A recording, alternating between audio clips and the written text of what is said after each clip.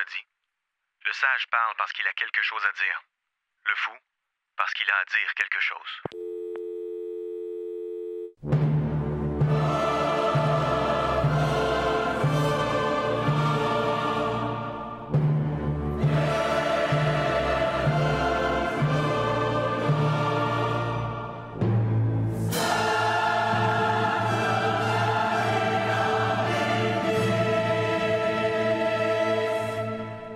Cinq, 4, 3, 2, 1.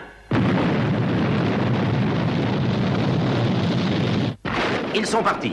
Radio X Files. Avec Christian Page et Yann Marceau.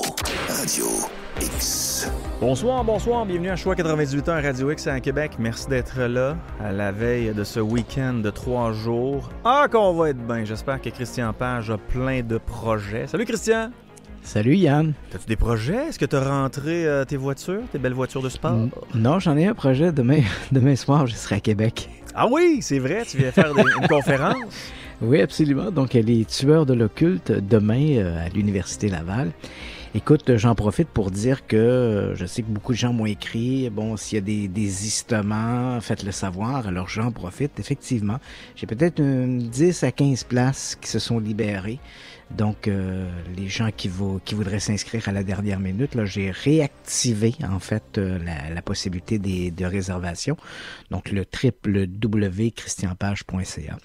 Donc, encore 10-15 places de disponibles à dernière minute pour la conférence de demain soir, 19h30, Université Laval, pavillon Charles de Coninck, le local DKN 0127. Il y aura toutes les indications. D'ailleurs, lorsque les gens arriveront sur place, les indications seront visibles, bien visibles pour vous amener jusqu'à la salle. Donc, christianpage.ca, dans l'onglet conférence, il y a de la place demain, à peu près une quinzaine de places. Faites vite parce que ça va s'envoler comme des petits pains chauds. Ben, j'espère bien. Paranormal versus sociologie ce soir. Oui, on pense, c'est un truc qui va être assez le fun. Moi, j'ai toujours... Lorsque l'on parle des phénomènes paranormaux, j'avoue que la sociologie du paranormal m'intéresse beaucoup. C'est-à-dire que, bien sûr, je m'intéresse au phénomène lui-même. Je suis comme n'importe qui. Est-ce que les fantômes existent? Est-ce que les extraterrestres nous rendent visite? Donc, il y a l'aspect technique du sujet lui-même, la définition du sujet, est-ce que tout ça est vrai? Mais j'aime aussi beaucoup l'aspect sociologique des phénomènes. Et c'est un peu aussi pourquoi j'ai écrit ce livre sur les tueurs de l'occulte. C'est cet aspect du paranormal dans une culture occidentale, comment ces sujets-là sont véhiculés, comment ils sont acceptés, comment ils vont entraîner parfois aussi des dérapes, comme dans le cas des crimes occultes. Et ce soir, notre invité, c'est pas le moindre, c'est le docteur Éric Ouellette. Il est physicien, sociologue, donc c'est un bonhomme qui a plein de diplômes.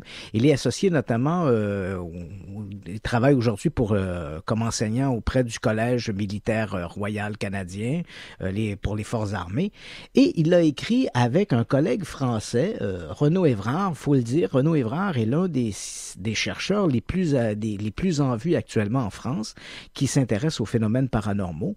Et avec Évrard, donc, le professeur Ouellette a écrit un ouvrage qui s'intitule « Vers une sociologie anomalistique, le paranormal au regard des sciences sociales ». Et lui, Évrard, ne font pas simplement s'attarder sur la question de comment ces sujets-là sont-ils véhiculés dans une société, mais ils vont jusqu'à développer des hypothèses sociologiques pour expliquer certaines manifestations. Et je me suis entretenu avec lui un peu plus tôt cette semaine sur cette hypothèse assez audacieuse, d'ailleurs, je dois bien l'avouer, sur comment ce paranormal pourrait trouver sa source dans des comportements sociologiques collectifs. Et tu vas voir, c'est pas piquer des vers. On va faire également, au cours des 2 dernières semaines, j'ai un auditeur qui m'a envoyé à plusieurs reprises des courriels. Ça devient presque harcelant. Le type est obsédé par l'idée de comment je pourrais dire? Donc, l'approche non matérialiste de la science par rapport aux phénomènes paranormaux. Et le type se sent visiblement un besoin d'éducation. Il a l'impression que j'ai jamais entendu parler de ça, puis que là, il tient quelque chose de tout à fait nouveau, puis il faut absolument qu'il m'éduque à ce sujet-là. Alors, j'aurais pu lui répondre de manière assez laconique dans un courriel, mais je me suis dit non, il a quand même quelque part raison. C'est vrai que je n'aborde jamais cette thématique de l'approche non matérialiste de la science par rapport aux phénomènes paranormaux. Et il y a une autre approche également qu'on appelle l'approche quantique. Et ça aussi, c'est une approche que je n'évoque jamais lorsque on parle des phénomènes paranormaux. Donc, je vais répondre à cet auditeur, mais en même temps, offrir aux auditeurs qui nous écoutent, de façon générale, le pourquoi j'évoque rarement, sinon jamais, ces approches, parce que, à mon avis, c'est assez pernicieux de le faire, mais je vais expliquer pourquoi je trouve que c'est pernicieux de le faire et pourquoi je ne focalise pas trop ma démarche, à tout le moins, vers ces approches, disons, un petit peu marginales par rapport aux phénomènes paranormaux. Donc ça sera, on va passer après le bloc nouvelle, j'aborderai ces questions-là avant de passer avec l'entrevue que j'ai eue avec Éric Ouellette sur cette sociologie nouvelle des phénomènes paranormaux, telle qu'il la propose dans cet ouvrage, vers une sociologie anomalistique, le paranormal au regard des sciences sociales. Voilà, c'est des beaux mots. Paranormal versus sociologie, puis pour les gens qui ne savent pas ce que c'est que la sociologie, c'est l'étude des êtres humains. On peut dire aussi que c'est la science de l'observation de la société puis des phénomènes sociaux. C'est bien ça? Voilà, exactement. Si on veut faire une image... Très, très bien défini ça. Oh, ben je m'étais préparé d'avance. Ah bon. Tu me connais. Hein? Oui, c'est sûr. On passe des heures et des heures. Ben, en fait, je passe des heures et des heures à préparer cette émission-là, là, c'est clair. Ah, c'est parfait, ça. Mais, écoute, Yannick, aussi, je voulais te dire... Brésil, oui. Vas-y. Je veux juste faire une image parce que je veux être sûr que tout le monde comprenne, puis moi aussi, je veux comprendre. Là. Supposons que, je sais pas, moi, je suis aux abords des chutes Montmorency, puis on m'avait déjà parlé de légendes comme quoi il y avait une fameuse dame blanche qui se promenait, qui était décédée il y a de ça des dizaines et des dizaines et des dizaines d'années. Et là, je me dis, ben tu vois, c'est un fantôme, parce que c'est un peu dans mon éducation. On me parlait des fantômes quand j'étais très jeune. Sauf que si on prend les chutes Montmorency, on les met au Brésil, ben les gens au Brésil, la religion est beaucoup plus présente. Eux, est-ce qu'ils pourraient voir la Vierge Marie? Absolument. Voilà. Donc, on a des stimuli qui vont varier d'une société à une autre.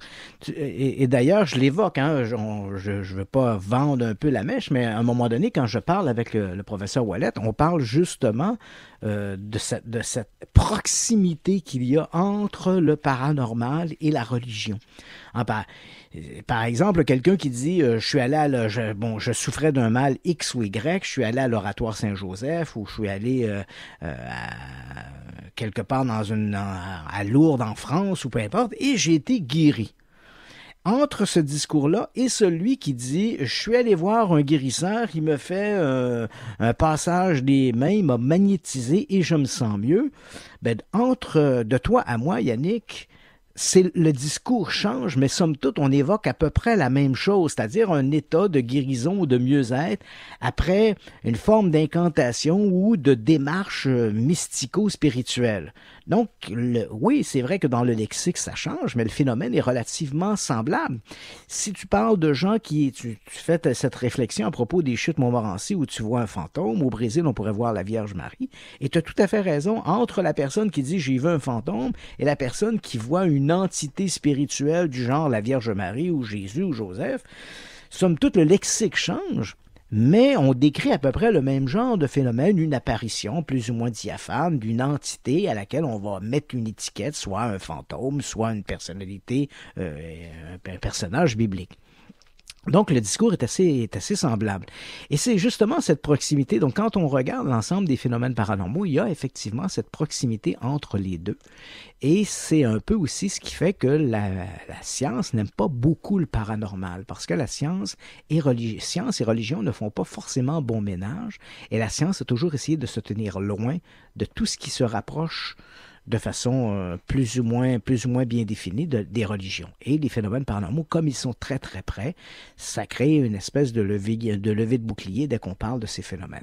Donc, avec le professeur Ouellette, on va justement parler de cette proximité science et religion. Et c'est vrai que ça s'inscrit directement dans une démarche sociologique, parce que ces phénomènes-là, ils sont vécus, rapportés et d'une certaine façon, je dirais presque digérés par la société dans laquelle ils sont véhiculés. Et il va évoquer d'ailleurs, il prend comme mesure étalon d'une observation collective qu'il va essayer de décanter. Cette observation collective, c'est justement une observation qui concerne un aspect religieux. Hein. Ce sont des manifestations mariales, des apparitions donc de la Vierge Marie, ou à tout le moins qu'on a associé à la Vierge Marie, qui se sont produites au-dessus en fait, c'était sur la toiture d'une église copte chrétienne, orthodoxe, qui se trouve dans le quartier de Zaytoun, au Caire, en Égypte. Donc, à partir de 1968, des gens vont voir, on va commencer par voir une espèce d'apparition lumineuse sur le toit de l'édifice en question. Et là, les gens dans la rue croient que c'est une nonne, une religieuse qui va peut-être se jeter du haut de l'église en question. C'est une forme lumineuse et là, peu à peu, ces manifestations vont se reproduire au rythme d'1 ou 2 par soir là, durant des périodes excessivement intenses. Et très rapidement, comme l'église est dédiée à la Vierge Marie, il faut quand même se rappeler, hein, je tiens bien à préciser, on est ici dans une église chrétienne orthodoxe copte dans un quartier du Caire, Zaytoun, en Égypte. Et la ville du Caire, il faut le savoir, c'est une ville majoritairement musulmane. Donc, on est quand même dans une espèce d'enclave assez spéciale. Ces phénomènes vont perdurer donc de 1968 à 1971. Les gens qui nous écoutent en ce moment peuvent simplement aller dans leur moteur de recherche, taper Zaytoun, Égypte, et vous allez certainement voir des images, parce qu'il y a beaucoup de photographies qui ont été prises de cette forme lumineuse sur le toit de l'église copte. Ça ressemblait à une femme drapée d'un manteau avec une espèce d'auréole au-dessus de la tête. Il y avait également des apparitions de ce que des témoins ont appelé des colombes ou des oiseaux lumineux qui volaient au-dessus de l'église copte. Et ce sont des milliers de témoins là, qui ont rapporté ces événements. Donc, le professeur Ouellet prend cet événement-là, un événement très important qui se produit à un moment très précis dans une culture, dans une société qui vit des changements, et il décante un peu cette observation en fonction d'une sociologie locale, mais ce même décantage pourrait être fait avec d'autres grands événements. On va évoquer là, assez rapidement durant l'entrevue des observations d'OVNI qui se sont produites de manière massive. Hein, j'évoque, et ça on en a déjà parlé au cours des précédentes semaines, une vague d'observations d'OVNI qui avait débuté en Belgique à l'automne de 1989, qui a perduré jusqu'en 1993 pour les plus optimistes, 1991 pour les plus pessimistes. Et donc, ces observations ont été massives au-dessus de la Belgique, et pas entièrement au-dessus de toute la Belgique, mais au-dessus de la Belgique francophone. Hein. Curieusement, les ovnis semblaient être moins préoccupés par des survols de la Belgique, disons, flamande. C'était surtout la partie française de la Belgique qui était le théâtre de ces apparitions. On avait évoqué il y a 2 ou 3 semaines un commentaire plutôt malvenu de Robert Lamontagne qui avait parlé de ces observations, les associant à des avions furtifs américains, alors que cette hypothèse avait été complètement déboulonnée là à l'époque. Mais néanmoins, c'est une série d'observations très importantes, et je l'évoque rapidement avec le professeur Ouellet ce soir, cette histoire de vague d'observations sur la Belgique. Mais sache, Yannick, que dans les prochaines semaines, on va faire une émission spéciale pour parler principalement de cette vague d'observations qui a débuté en 1989. Donc aujourd'hui, là, on est 30 ans plus tard. Donc, qu'est-ce qu'on sait 30 ans plus tard de cette vague d'observation d'OVNI sur la Belgique? Je sais également qu'il y a un auditeur qui t'a demandé si éventuellement on ferait quelque chose sur une autre histoire d'OVNI qui est très, très populaire, le crash d'OVNI à Kecksburg. Sache que l'incident de Kecksburg s'est produit en décembre, et j'avais justement sur ma planche à dessin l'idée de revenir au mois de décembre sur cette observation, ce soi-disant crash d'un OVNI à Kecksburg, en Pennsylvanie. C'était en 1965 de mémoire, je pense le 9 décembre 1965. Mais il faudrait que je vois dans mes notes, mais d'après moi, là, je ne dois pas être très, très loin de la cible. Donc ça, c'était Kecksburg, où effectivement, on va revenir là-dessus. Parfait. Et puis, je suis très heureux de t'annoncer que j'ai parlé l'un des plus grands parapsychologues français qui tient le haut du pavé depuis maintenant, ça doit faire peut-être 45 ans, 40, presque peut-être 50 ans qu'il est dans le milieu, le professeur Yves Lignon. Je l'avais, moi, accueilli il y a peut-être une vingtaine d'années au Québec. Il avait publié un ouvrage sur les expériences de mort imminente. Je l'avais accueilli, on avait fait le tour on avait une série de conférences tant à Québec qu'à Montréal pour parler de ça. Le professeur Lignon vit aujourd'hui à Toulouse, en France, et j'avais plein de sujets de parapsychologie, d'apparition de fantômes à discuter avec lui. On s'est reparlé cette semaine et il a accepté de faire une série d'interventions qu'on pourra diffuser au cours des prochaines semaines dans le cadre de Radio X-Files. Donc, pour le professeur Lignon qui va venir mettre un peu son grain de sel sur certains grands dossiers paranormaux. Donc, tout ça, ça s'en vient, c'est en préparation, en plus de notre émission, notre excellente émission de ce soir. Voilà. L'actualité de la semaine, on commence avec de l'eau sur Mars. Oui, écoute, on a l'impression que chaque semaine, de nouvelles découvertes dans le domaine de la physique, de l'astrophysique et de l'astronomie viennent relancer surtout ce débat sur oui ou non, y a-t-il eu ailleurs dans notre système solaire de la vie? On le sait, on a de la vie sur la Terre, mais y en a-t-il eu ailleurs? Il y a quelques semaines, rappelle-toi, Yannick, que je t'avais parlé de cette histoire où des astrophysiciens avaient développé un nouveau modèle à propos de la planète Vénus. Il faut savoir que la planète Vénus, aujourd'hui, quand on en parle, c'est une température ambiante de 450 degrés centigrades et quand il pleut sur Vénus, il pleut de l'acide sulfurique. Donc, inutile de dire que c'est un environnement excessivement hostile et la possibilité d'avoir des formes de vie sur Vénus est à peu près est exclue, tu le comprendras. Ouais, donc, avec de l'acide sulfurique, je peux prendre mon parapluie. Ouais, c'est une mauvaise journée pour les parapluies. Et il faut le dire, hein, les Soviétiques ont fait atterrir à 2 ou 3 reprises sur Vénus des sondes, mais ces sondes n'ont fonctionné que très, de manière excessivement condensée. Hein. Je pense que le record de sondes sur Vénus, c'est Vénéra 9 ou Vénéra 13 ou quelque chose comme ça, qui a survécu à peu près 1h30 sur Vénus. Donc, on a eu quelques images de la surface de Vénus, mais tu comprendras, à cause des conditions excessivement rigoureuses, pression atmosphérique, tout ça, ça fait que les équipements sont mis à rude épreuve et les sondes ont perduré, ont été très, très éphémères. Mais le nouveau modèle était que finalement, cette Vénus avait peut-être connu dans son histoire, c'est un nouveau modèle, c'est pas une preuve, mais c'est une nouvelle hypothèse que proposent les astrophysiciens. Le nouveau modèle était que Vénus avait peut-être connu une période beaucoup plus stable et beaucoup plus accueillante pendant une très longue période d'années. On parle de près de 3 milliards d'années. Donc, si c'est le cas, il est possible que s'il y avait de l'eau sur Vénus, ce que certains scientifiques croient, il est possible que dans des conditions semblables, elle ait pu développer des formes de vie bactériologique. Et peut-être qu'aujourd'hui, malgré son environnement excessivement rigoureux, il pourrait exister encore sur la planète Vénus des traces de cette vie microbienne. Et là, c'est un peu dans la foulée de ça qu'on apprend, la NASA a annoncé le 7 octobre dernier, donc il y a quelques jours à peine, que le rover Curiosity, qui se trouve sur Mars depuis 2012, c'est un petit robot, c'est un astromobile, comme on dit. Donc, ce petit robot se déplace sur la surface de Mars et il regarde autour de lui sans l'air et envoie toute une série d'informations aux ingénieurs du JPL Center, le Jet Propulsion Laboratory, qui se trouve à Pasadena, en Californie. Et là, ils ont annoncé cette semaine qu'ils avaient la preuve irréfutable. On le savait déjà on avait trouvé des traces d'eau sur la planète Mars. Cette eau n'existe plus. Il existe peut-être encore de l'eau dans le sous-sol de Mars, mais à la surface, il n'y en a plus. Mais là, on a fait une étape, on a passé à une étape suivante. La NASA, grâce à son petit robot Curiosity, a annoncé qu'on avait trouvé non seulement des traces d'eau, mais de l'eau saline.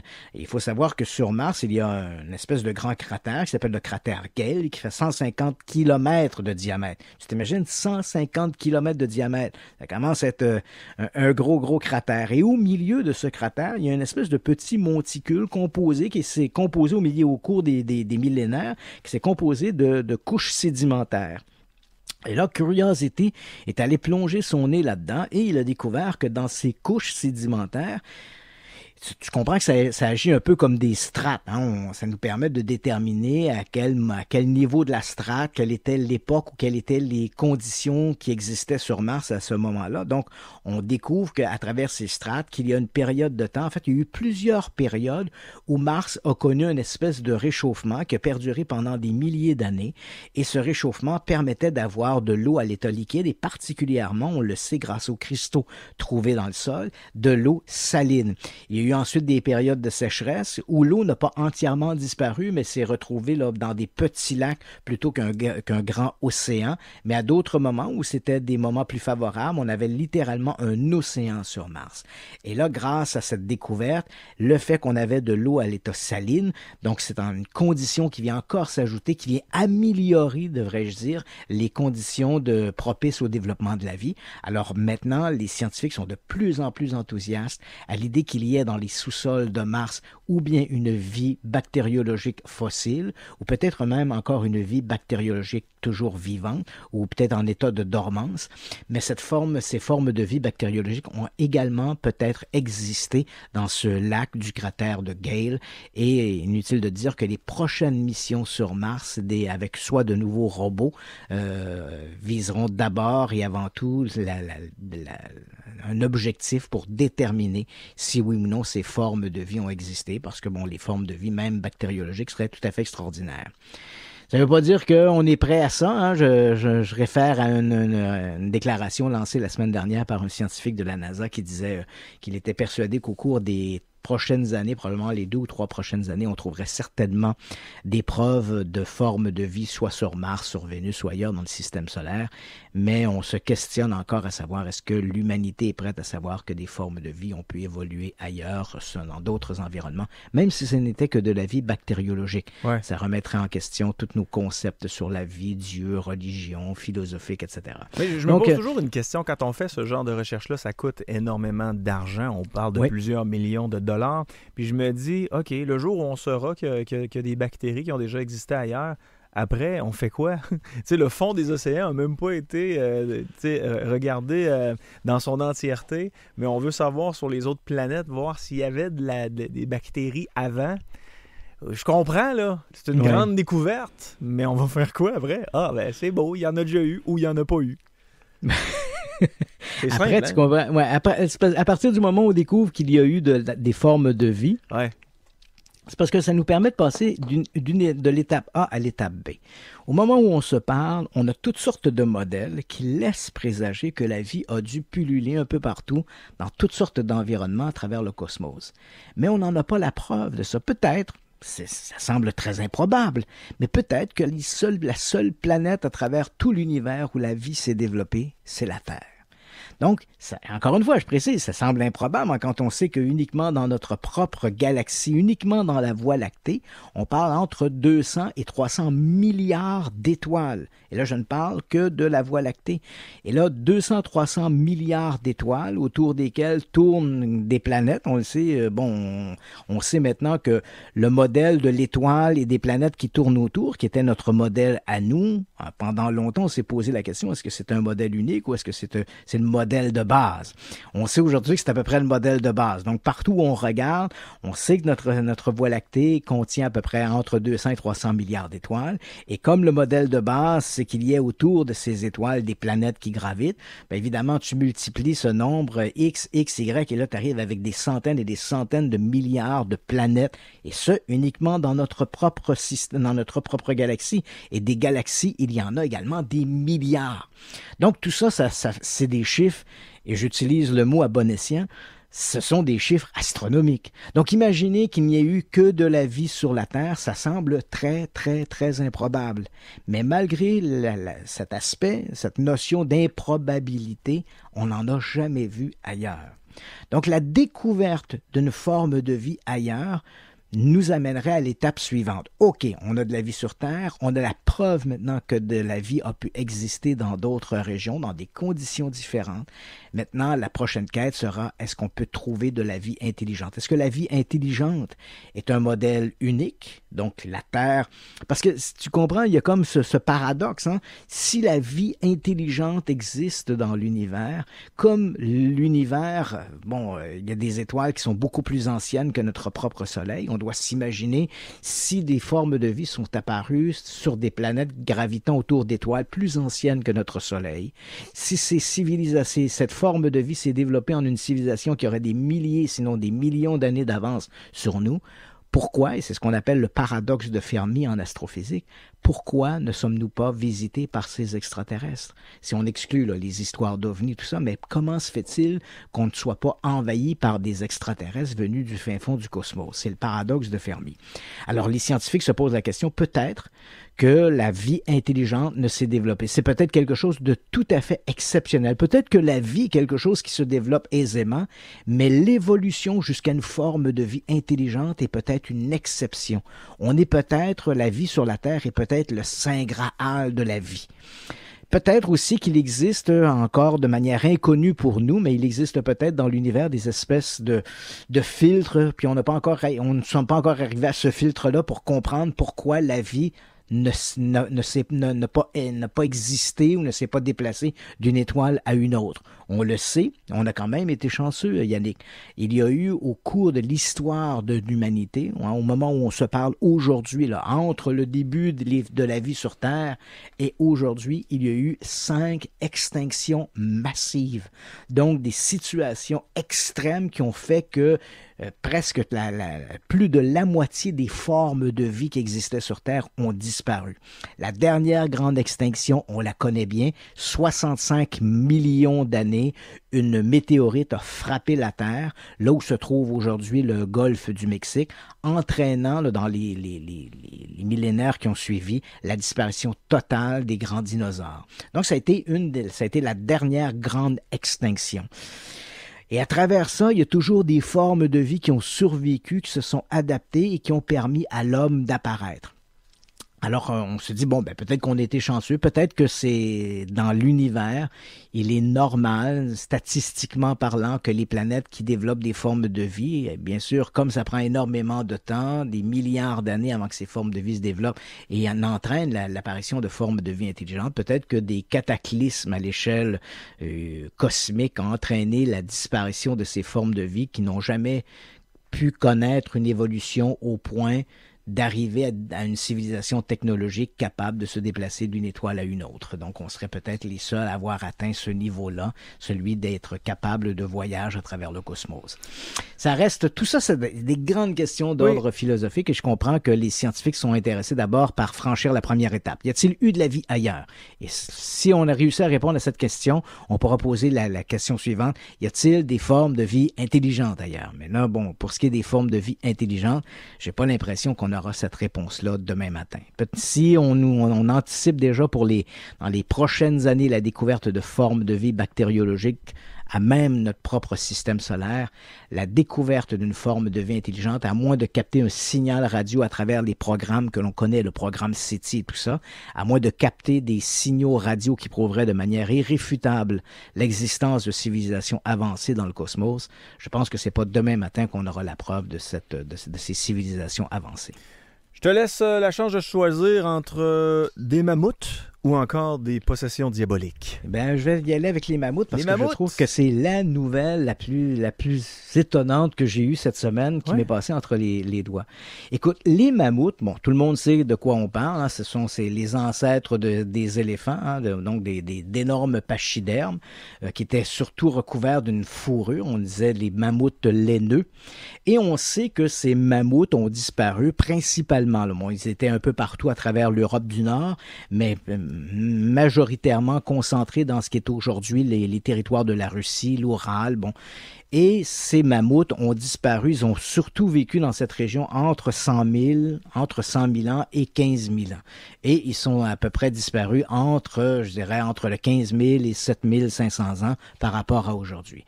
Donc, ces mammouths ont complètement disparu. Mais là, voilà qu'une nouvelle étude montre que quelque part dans l'île de Wrangel, qui se trouve tout près du cercle polaire arctique, donc on est encore on voit la Russie. Bon, imaginez-vous les territoires au nord de la Russie, près du cercle polaire. Là, il y a l'île de Wrangel. Et on a découvert des ossements de mammouth et on a fait des prélèvements, des échantillonnages, à la fois du carbone 14, de l'ADN également de ces grands pachydermes, pour découvrir finalement que dans l'île de Wrangel, les mammouths sont disparus il y a à peine 4000 ans. Alors, tu t'imagines, Yannick, là? Non, là, on n'est plus à 15 000 ans, là, on est à 4000 ans. Ça veut dire qu'au moment où les Égyptiens construisaient les pyramides, il y avait encore des mammouths qui vivaient dans l'île de Wrangel. Alors qu'on a toujours pensé que les mammouths n'avaient jamais côtoyé les êtres humains. Non, c'est faux. C'est faux? Parce que comme les mammouths ont disparu aux alentours de il y a 15 000 ans, on sait que c'était des hommes préhistoriques. En fait, D'ailleurs, les hommes préhistoriques, et c'est vrai également pour les mammouths de l'île de Wrangel, on croit que l'un des éléments qui a entraîné l'extinction des mammouths, c'est une chasse soutenue de par nos ancêtres préhistoriques. On chassait le mammouth. C'était la denrée là, qui servait, qui était le plat principal. Donc, il y avait une chasse massive contre les mammouths. Et là, on pense également que dans l'île de Wrangel, c'est également, il y a eu probablement des changements climatiques. On croit que l'un des facteurs qui s'est produit, il y aurait pu y avoir des périodes de réchauffement et des périodes de froid, et ce qui aurait entraîné une espèce qui aurait amené éventuellement une espèce de couche de glace qui aurait empêché les mammouths de pouvoir trouver la nourriture nécessaire. Donc, peu à peu, l'extinction se serait produite à cause d'abord de la pauvreté, à cause de l'alimentation qui était pauvre dans l'environnement, mais il y avait également, on sait que sur l'île de Wrangel, il y avait également des communautés indigènes qui étaient là et qui probablement aussi ont chassé le mammouth. Mais ce qui est quand même fascinant ici, c'est que si on replace sur l'échelle de l'histoire, c'est quand même fascinant d'imaginer, alors que se développe en Égypte cette grande civilisation dans l'Antiquité, alors qu'on construit des temples, on construit des pyramides, il y a au nord de la Sibérie, sur l'île de Wrangel, des communautés qui chassent encore le mammouth. Donc c'est quand même extraordinaire, mais je trouvais que c'était une découverte qui était fantastique. Et tout ça vient d'être publié là, dans le dernier numéro du Quaternary Science Review, qui est paru cette semaine et qui présente là, les analyses qui ont été menées par ces équipes de chercheurs.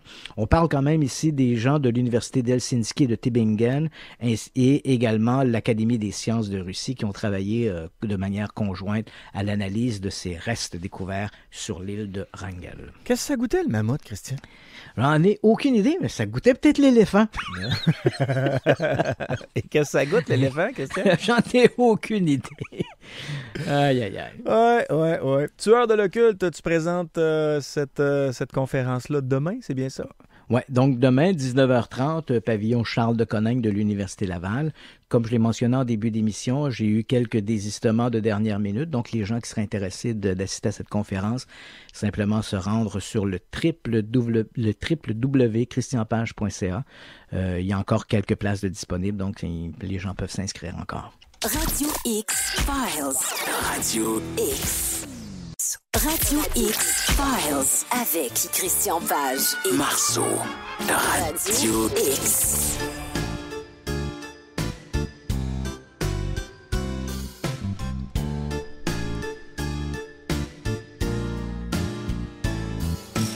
On vous rappelle que le sujet de ce soir à Radio X Files, c'est le paranormal versus la sociologie. On est maintenant rendu au segment Approche alternative, mon cher Christian.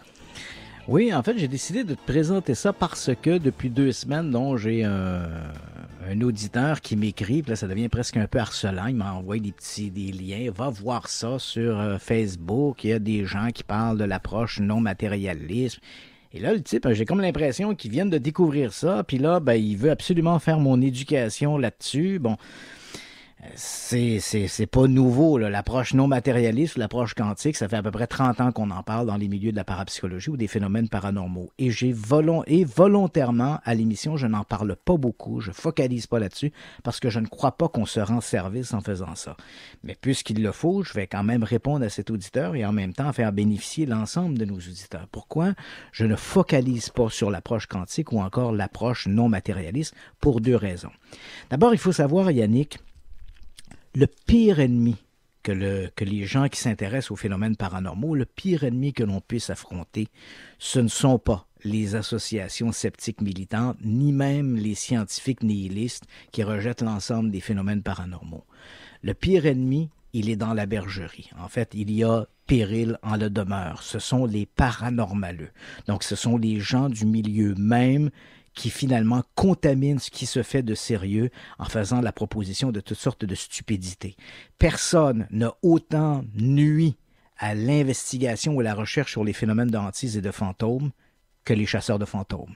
Donc, tu comprends, les gens dans le milieu de la parapsychologie qui s'intéressent à ces phénomènes de manière sérieuse, qui essaient de décanter les informations qui sont rapportées par les témoins, qui essaient d'élaborer des modèles pour essayer de comprendre ce qui se passe, ces gens-là publient de temps à autre dans des périodiques scientifiques. Ça a été le cas, par exemple, d'Olaf Blanc, c'est le cas, par exemple, de Richard Wiseman. Ce sont des gens qui font un excellent travail. Ils publient dans des périodiques scientifiques.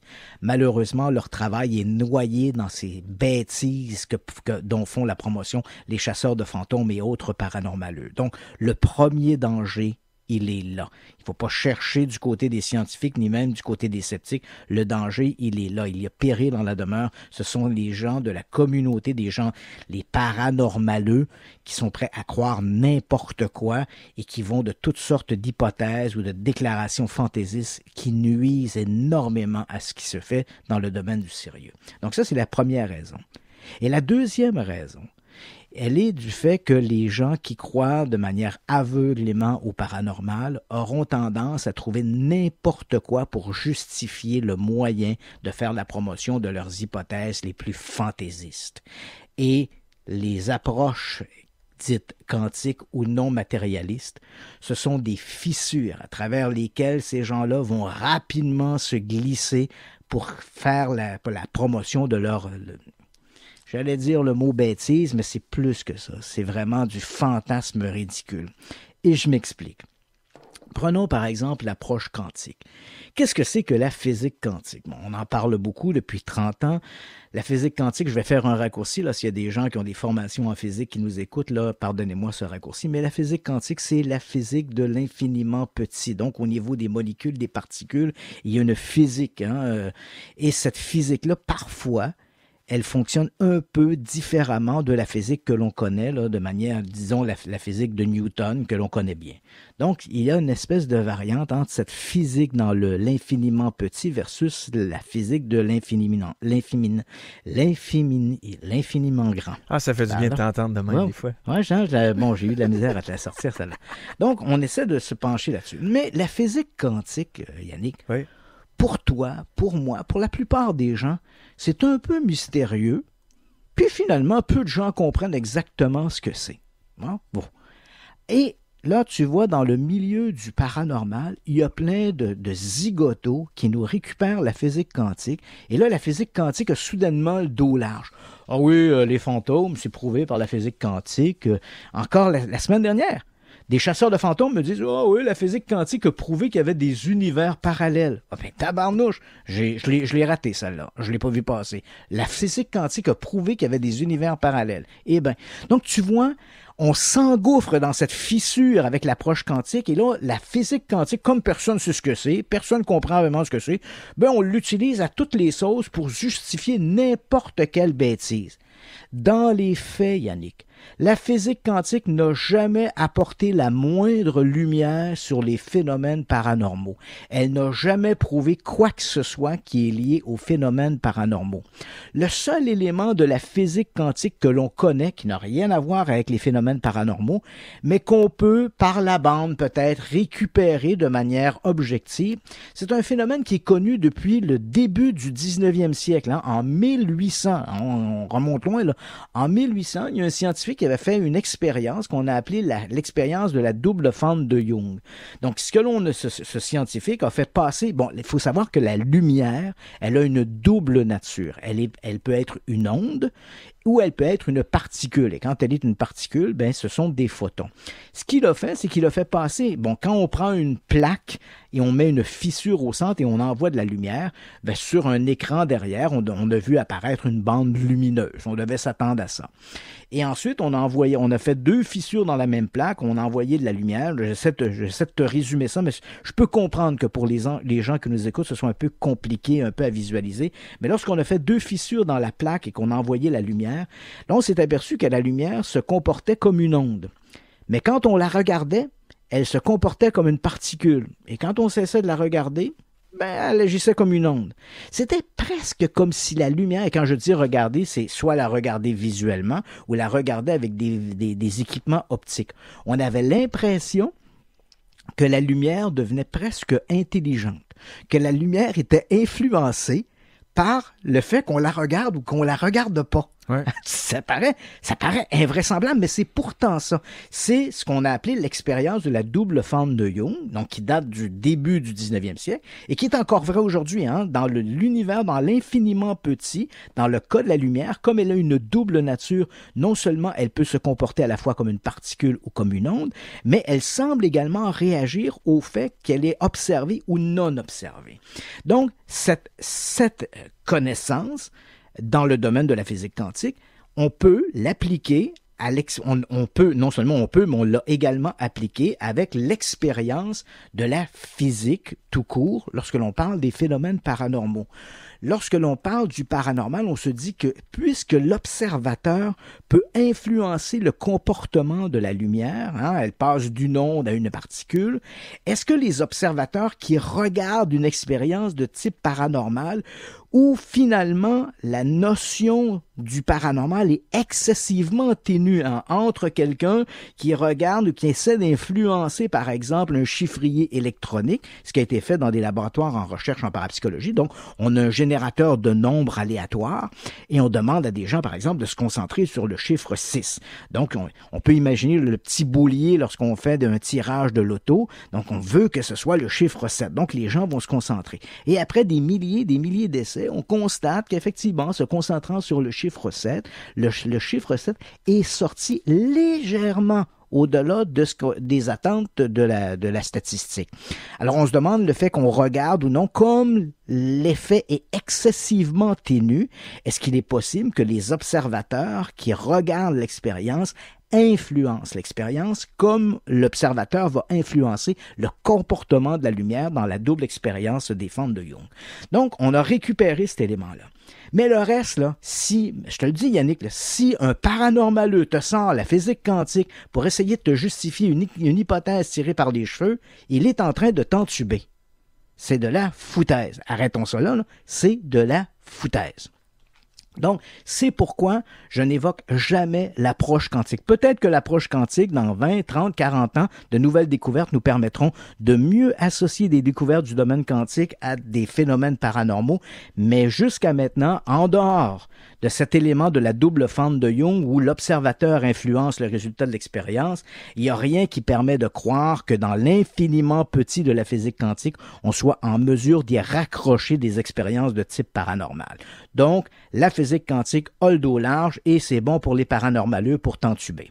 Mais la fente de Young, là, c'est l'exercice qu'on a fait qui a mis pour la première fois en évidence la nature ondulatoire de la lumière. Voilà, c'est ça. Donc, qui démontrait la double nature de la lumière. La lumière est à la fois une onde et à la fois une particule.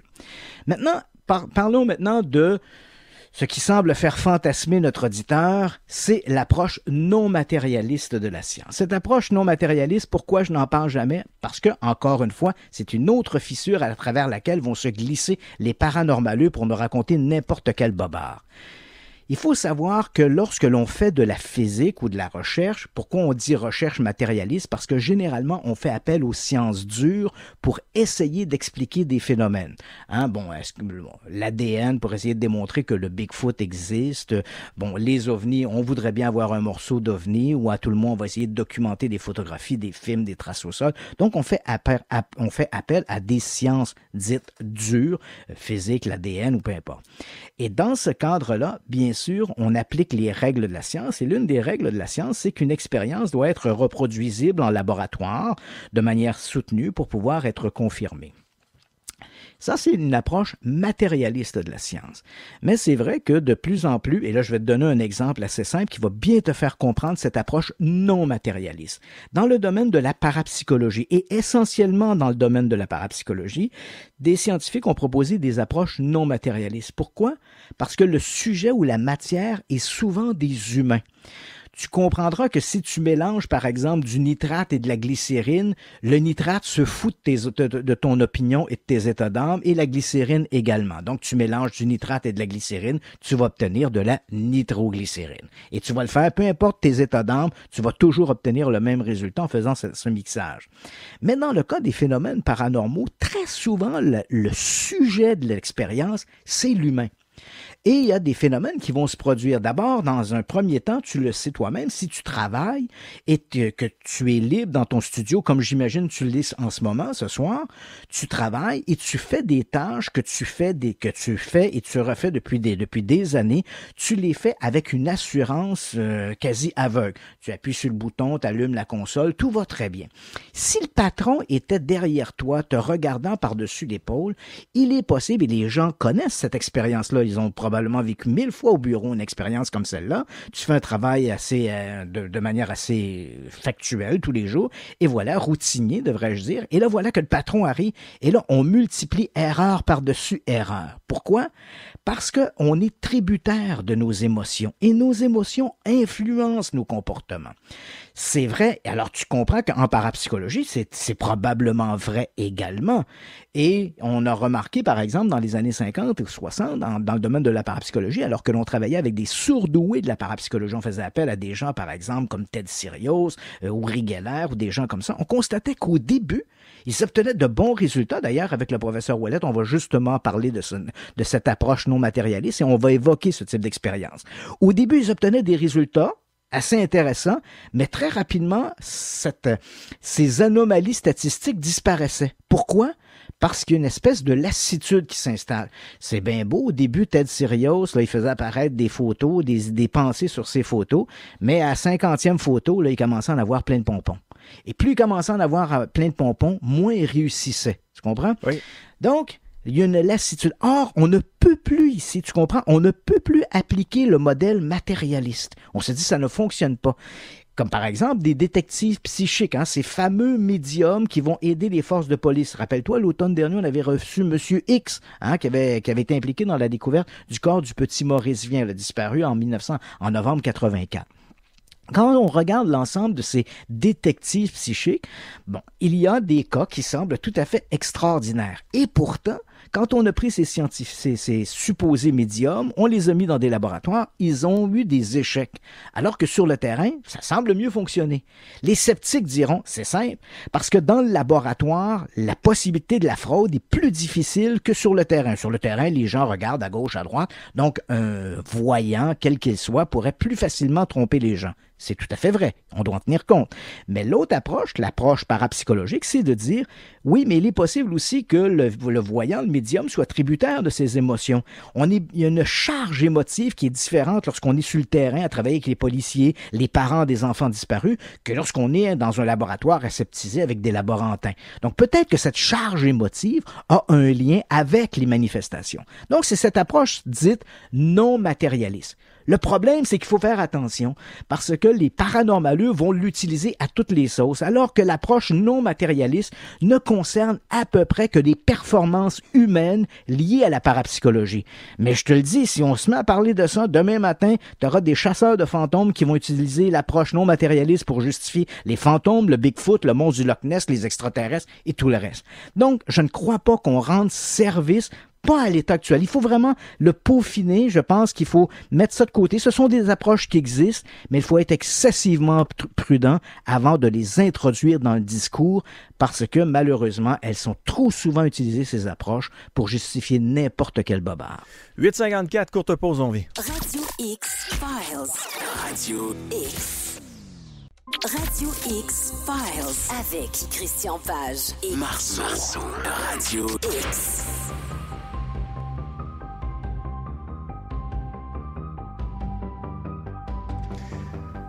Le sujet de la soirée étant paranormal versus la sociologie. Christian, tu as réalisé une entrevue avec Éric Ouellet. Oui, juste avant d'aller à l'entrevue, j'ai une auditrice, notamment Julie, qui m'envoie des vidéos sur le web où on voit cette fameuse expérience de la double fente de Jung. C'est vrai que ça peut sembler très complexe, mais les gens ont simplement tapé dans leur outil de recherche là, expérience de Jung, et vous allez voir ce que je veux dire par cette double fente de Jung et l'influence de l'observateur sur le comportement de la lumière. Cela étant dit, oui, j'ai réalisé en début de semaine une entrevue avec le professeur Ouellet, qui est l'auteur, en fait le co-auteur de Vers une sociologie anomalistique, le paranormal au regard des sciences sociales. Et là, dans son cas, lui, on aborde l'aspect non matérialiste de la science, donc étudier l'humain à travers les expériences et phénomènes paranormaux, et en particulier les phénomènes dits collectifs. Alors, je te laisse avec cette entrevue avec Éric Ouellet, fascinant. Éric Ouellet, vous avez une formation d'abord en sciences politiques de l'Université Laval, vous avez une formation en sociologie de l'Université York à Toronto. Vous êtes aujourd'hui attaché aux études de la défense au Collège des Forces canadiennes, Collège militaire royal du Canada également, et avec un collègue français, Renaud Évrard, qui est un psychologue clinicien. Vous venez de publier Vers une sociologie anomalistique, le paranormal au regard des sciences sociales. Ça peut paraître surprenant, cette approche sociologique des phénomènes paranormaux, quoique personnellement, et là je parle pour ma propre paroisse, c'est vrai que depuis quelques années, moi-même, dans mon discours public, puis je ne suis qu'un journaliste, mais dans des présentations que je fais, soit à la radio, à la télévision, même dans des écoles, je propose souvent cette approche sociologique parce que les phénomènes paranormaux, dans la culture occidentale, ce sont les phénomènes les plus importants, les deuxièmes en fait les plus importants qui font appel aux croyances après les grandes religions institutionnalisées. En fait, une personne sur deux dit croire aux phénomènes paranormaux et 30% de la population prétend avoir vécu ou vivra une expérience qu'elle jugera à tort ou à raison, ça peut d'importance, mais qu'elle jugera comme étant de nature surnaturelle ou paranormale. Donc, il m'apparaît pour moi évident que la sociologie est une approche tout à fait fertile aux phénomènes paranormaux. Et pourtant, il y a une espèce de levée de bouclier dans les milieux scientifiques, et en particulier dans le domaine des sciences, dès que l'on parle des phénomènes paranormaux. Et la sociologie, hélas, ne fait pas exception. Alors, vous expliquez ça de quelle façon? Ah, bon, voilà une belle introduction à un problème complexe.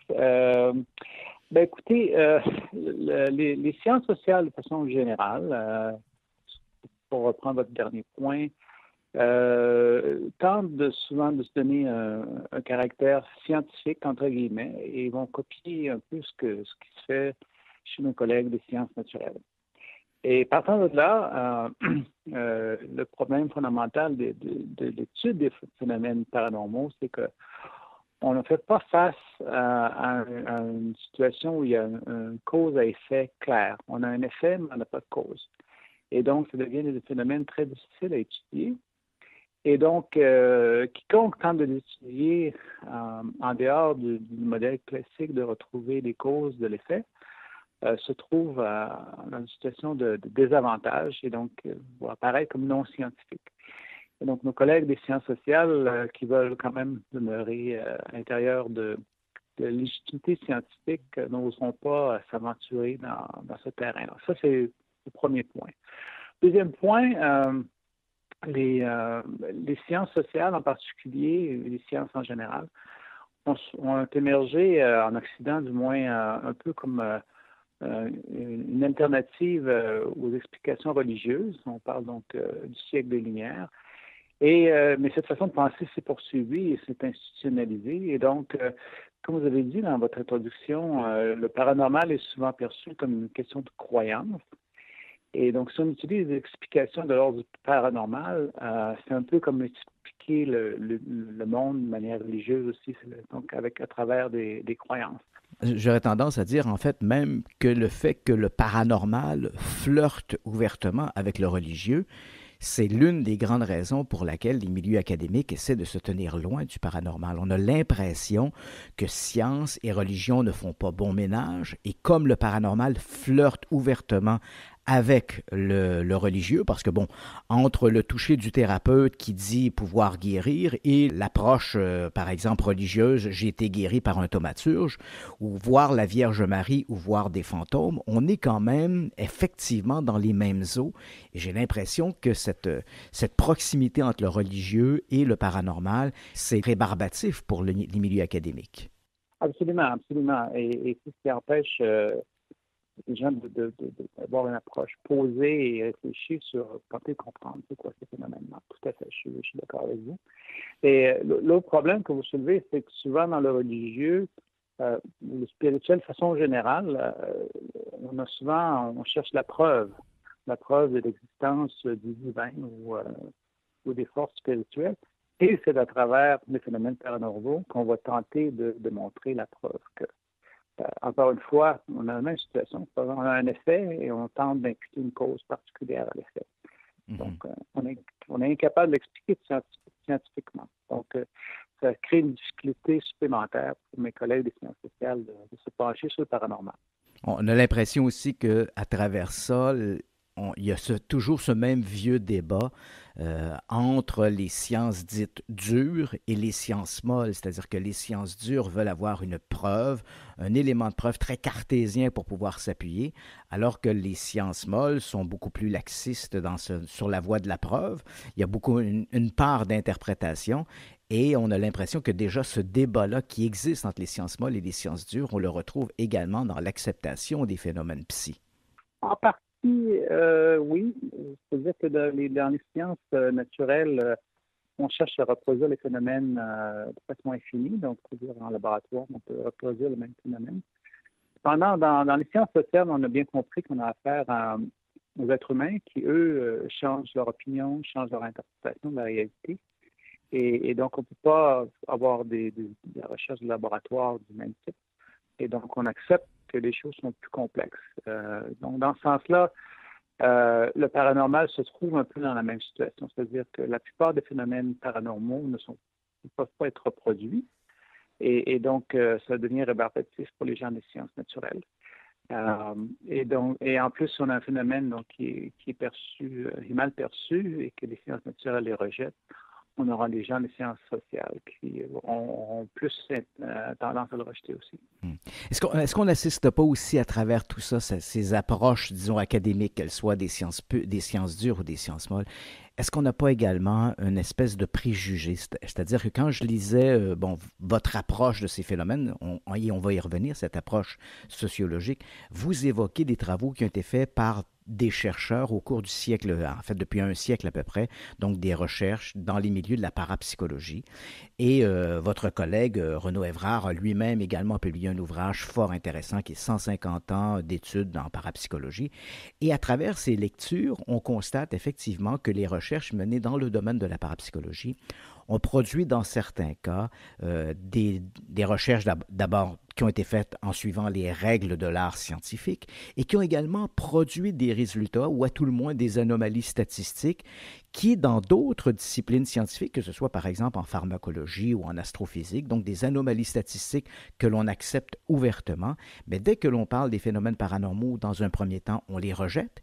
Et plus étonnamment, malgré l'acuité, le point intéressant de ces recherches, on a l'impression qu'il y a une espèce de préjugé qui perdure dans le domaine des sciences en disant les recherches en parapsychologie n'ont rien donné, elles n'ont pas de résultats, basta, passons à autre chose, circuler, il n'y a rien à voir. Alors que c'est tout à fait l'inverse. Quand on regarde, on prend le temps de regarder les recherches qui ont été menées, on constate effectivement qu'il y a eu des résultats fort intéressants qui suggèrent, je dis bien qu'ils ne prouvent pas, mais qui suggèrent une réalité psy. Et pourtant, malgré ça, ces recherches ne semblent pas s'imposer dans les milieux académiques. On se réfère toujours aux vieux préjugés. Il n'y a rien là-dedans, passons à autre chose.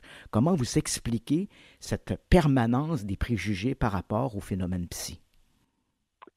Vous avez parfaitement raison. Il y a de la recherche sur le phénomène psy, ça fait longtemps qu'il y en a. Même ça remonte au 19e siècle et on avait déjà des résultats fort intéressants. Pourquoi les résultats sont rejetés? Moi, en fait, c'est une explication qui est un peu complexe, mais c'est dû à la nature même des phénomènes. tous les gens qui se sont penchés sérieusement sur l'étude des phénomènes psy sont tous venus à la conclusion, ou presque tous à la conclusion, que ce sont des phénomènes qui sont produits par l'inconscient. Et l'inconscient, c'est une partie de l'esprit humain qui a sa propre dynamique et sa propre vie, essentiellement, qui est très difficile à étudier. Et ce faisant, on a donc des phénomènes qui sont difficiles à reproduire parce que on fait appel à l'inconscient pour les reproduire et l'inconscient ne va pas nécessairement accepter de participer au jeu de la recherche. Donc ça, c'est le premier problème. Deuxième problème, c'est que presque tous les cas intéressants de phénomènes psy, c'est des phénomènes spontanés et donc ils ne peuvent pas être reproduits. Donc, ça devient extrêmement difficile, même si on a des études de cas très bien documentées sur de longues périodes de temps, donc de multiples cas. Dans d'autres cas, on a des effets statistiques démontrables. Même ces phénomènes statistiques-là deviennent plus faibles à travers le temps parce que c'est comme s'il y avait une fatigue de l'inconscient qui était impliquée là-dedans. Et donc, tout ça fait en sorte que ça devient encore plus ce qui est difficile à mettre de l'avant. Et donc, si on a déjà des préjugés et si on a peur d'un espèce de retour du religieux dans les explications dites rationnelles, ben, on a tout ce qu'il faut pour rejeter le paranormal ou l'étude du paranormal de façon très arbitraire et je dirais même non rationnelle. Et ça explique pourquoi. Dans un commentaire, je dirais qu'il y a un côté un peu pernicieux à tout ça, c'est-à-dire que chaque semaine, des gens m'appellent pour me dire « j'ai vécu des expériences paranormales ». Dans bien des cas, j'ai l'impression que j'ai affaire à des gens qui sont tout à fait sains de corps et d'esprit. Et pourtant, on n'a pas d'endroit où les référer. En fait, il y a comme une espèce de lâcher-prise de la communauté scientifique. Et là, comme je n'ai pas d'endroit où les référer, d'ailleurs, c'est une belle initiative de votre collègue Évrard d'avoir créé là en France le Centre d'information, recherche et consultation sur les expériences exceptionnelles, le CIRC. Donc, ça permet de référer des gens qui ont vécu ce genre d'expérience, de pouvoir discuter et d'avoir une approche plus académique. Alors qu'ici, tout le monde au Canada, on n'a rien de semblable. Et là, donc, les gens qui nous confient avoir vécu des expériences paranormales ou vivent du paranormal, on n'a pas beaucoup d'autres avenues que de les référer soit des médiums ou autres chasseurs de fantômes et tout le reste. Et là, d'un autre côté, les milieux académiques disent « oui, mais tout ça, c'est du charlatanisme ». Mais est-ce que le fait de lâcher prise, de ne pas pouvoir écouter de manière bienveillante les gens qui vivent du psy, est-ce que malheureusement, on ne joue pas le jeu justement des charlatans et autres associations qui vont vers des explications tout à fait fantaisistes? C'est un problème, en effet. Renaud a créé son centre. Il y a un centre similaire en Allemagne qui fait aussi des travaux très intéressants. Ils sont basés à l'Université de Fribourg. Malheureusement, oui, vous avez raison. Ici, on n'a pas grand-chose. Il n'y a pas beaucoup de gens qui font de la parapsychologie au Canada. Et donc, il y a un risque, en effet, que ces gens-là soient jetés dans les bras de charlatans. Dans bien des cas, je dirais que les amateurs du paranormal ne sont pas des gens qui ont des mauvaises intentions, mais ça n'aidera pas la personne qui a face à un phénomène inexpliqué et qui aimerait bien avoir au moins des pistes d'explication. Parce que habituellement, ces gens-là utilisent leurs croyances. Ils vont dire, vous avez un fantôme, donc il faut trouver qui est décédé ici, etc., etc. Donc, on va vite à des explications qui sont basées sur des croyances. Oui. Dans certains cas, oui, il y a des gens qui vont là pour ça pour l'argent. Et puis ça, c'est malheureux. Oui. Dans votre approche de cette sociologie anomalistique, vous parlez du psy individuel versus du psy social. Qu'est-ce que vous entendez par cette distinction entre le psy individuel et le psy social? C'est une hypothèse, d'abord, pour être bien clair. Donc, je ne réclame pas de preuve que j'ai découvert quelque chose, mais il y a cette idée que les phénomènes paranormaux existent. Évidemment, on peut avoir des expériences individuelles, mais il y a aussi des expériences collectives, du psy et même à grande échelle dans certains cas. Et l'hypothèse sous-entend que les forces, les inconscients de chacun des individus, lorsqu'ils sont au diapason sur une même situation, peuvent créer des effets psy qui seraient d'une ampleur plus grande. parce que l'énergie émotionnelle de nombreux individus est impliquée dans le phénomène. Donc, c'est là qu'est la différence. Mais en plus, vu que les inconscients de nombreux individus sont impliqués, le matériel utilisé par l'esprit humain pour remplir les trous pour donner un sens à l'événement n'est plus directement lié à un individu, à sa propre expérience personnelle, mais devient une espèce d'entité, entre guillemets, là, composite, qui se nourrit des éléments de chacun des individus qui participent à l'événement. Donc, et ça peut apparaître comme une véritable entité, alors que ça n'affecte, enfin, selon mon hypothèse, ce n'est qu'une projection psy, mais qui devient anonyme parce qu'elle est nourrie de nombreux individus plutôt que de venir d'un seul individu. Ouais. Pour les gens qui nous écoutent, on va essayer de donner un exemple qui va de l'un à l'autre, c'est-à-dire que dans l'école parapsychologique, on a les phénomènes bien connus de poltergeist. Donc, les phénomènes de poltergeist tournent généralement, ils se manifestent de manière spontanée. Ça se résume à des coups frappés dans les murs, des meubles qui se déplacent, bon, ce genre de trucs. Il y a rarement, sinon jamais, d'apparition dans les phénomènes de poltergeist. Et dans les cas de poltergeist, généralement, les manifestations tournent autour d'un individu que les parapsychologues appellent l'agent du poltergeist. Donc, il y a lui au centre et des proches qui sont autour de lui, qui vont vivre ces expériences anomalistiques, donc les phénomènes psy associés à ce poltergeist. Donc ici, on serait dans un psy davantage individuel. Et si je vous comprends bien, d'autres manifestations, et je prends par exemple l'exemple que vous donnez dans vos écrits, donc il s'agit d'une apparition mariale, ce sont les apparitions de Zaytoun. Donc Zaytoun, c'est un petit quartier du Caire où à la fin des années 60, toute une série d'apparitions que l'on a attribuées à la Vierge, donc des apparitions mariales, se seraient produites sur le toit d'une église copte orthodoxe. Et donc là, les gens voyaient ces manifestations lumineuses. Donc, si je vous comprends bien, ces manifestations, selon votre hypothèse, bien sûr, ces manifestations sur la toiture de l'église copte de Zaytoun auraient pu être une manifestation, une espèce de projection, un peu comme le poltergeist l'est à une échelle individuelle. Les apparitions de Zaytoun auraient été des apparitions provoquées par une espèce de psy-collectif. Tout à fait. Mais je dirais un peu plus loin. Les expériences de poltergeist, entre guillemets, classiques, l'environnement social dans lequel l'individu se trouve a beaucoup d'importance sur comment le phénomène va se dérouler.